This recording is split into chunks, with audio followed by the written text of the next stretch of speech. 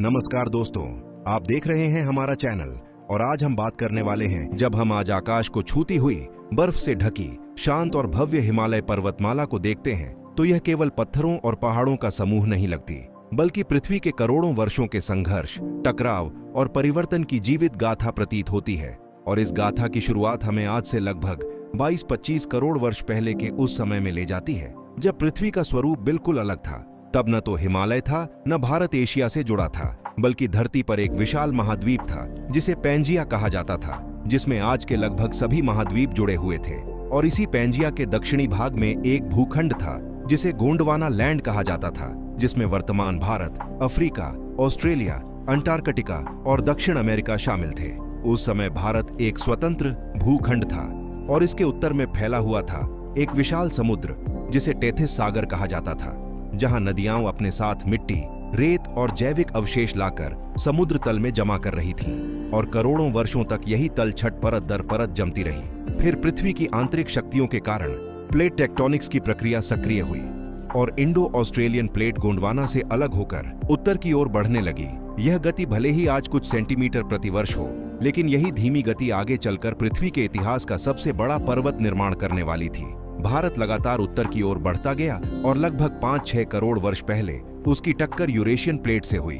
यह टक्कर अचानक नहीं, बल्कि अत्यंत धीमी और शक्तिशाली थी, जिसमें टेथिस सागर की तलछटी की परतें मुड़ने लगीं, सिकुड़ने लगीं और ऊपर उठकर विशाल पर्वतों का रूप लेने लगीं।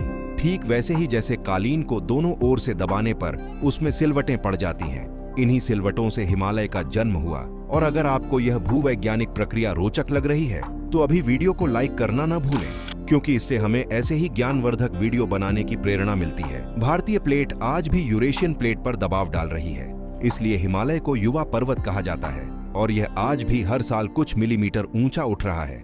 हालांकि नदियां, ग्लेशियर और हवा इसे लगातार काट भी रहे हैं। हिमालय के निर्माण से न केवल पर्वत बने, बल्कि तिब्बती पठार बना, भारतीय जलवायु बदली, मानसून प्रणाली विकसित हुई और गंगा, यमुना, सिंधु, ब्रह्मपुत्र जैसी नदियों ने सभ्यताओं को जन्म दिया। हिमालय की ऊंचाइयों पर मिलने वाले समुद्री जीवों के जीवाश्म इस बात का प्रमाण है कि ये चट्टानें कभी समुद्र तल में थीं और आज भी यहाँ भूकंप आते हैं, क्योंकि प्लेटों की गति जारी है।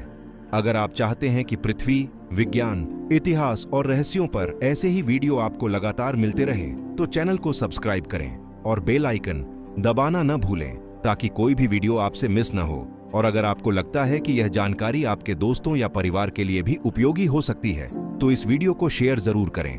अंत में आप कमेंट में बताइए कि हिमालय से जुड़ा कौन सा तथ्य आपको सबसे ज्यादा रोचक लगा, या आप अगला वीडियो किस विषय पर देखना चाहते हैं, क्योंकि आपके कमेंट ही हमें बताते हैं कि आगे आपको क्या दिखाना है। और यही हिमालय हमें यह सिखाता है कि पृथ्वी कभी स्थिर नहीं रहती, वह निरंतर बदलती रहती है और हिमालय उस परिवर्तन का सबसे भव्य प्रतीक है। दोस्तों, वीडियो यहीं पर समाप्त करते हैं। धन्यवाद।